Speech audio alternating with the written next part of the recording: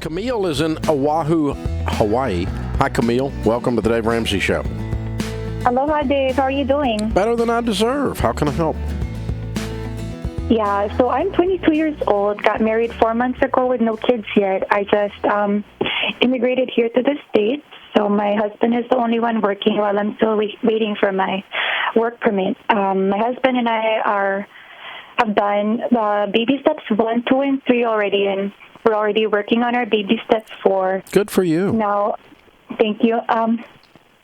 My concern is recently I have the opportunity to learn hands-on with Tim Sykes for stock trading.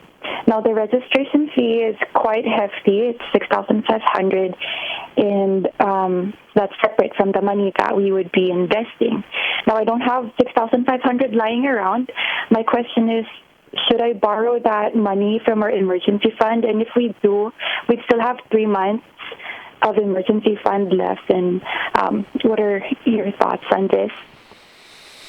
Well, I'm not familiar with the exact course that you're talking about, but obviously I'm familiar with the concept of buying and selling stocks or day trading, if you want to call it that. All of the research shows that 78 to 84% of day traders lose money. Mm-hmm. And 100% of them think it's not them. Mm-hmm. And that includes people who take courses like you're talking about.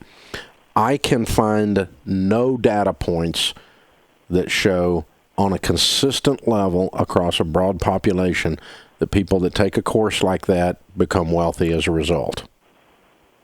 Because buying and selling single stocks is ultra high risk, and truthfully, Wall Street Journal, for example, had a big piece of research that they printed on the front page a few years back that they took a blindfold and put it on a guy, put all the stocks on the wall and threw darts at the wall, and they bought those stocks, hypothetically, and then they used some of the top players on Wall Street to pick a portfolio of stocks, and the blindfolded guy beat most of the top guys.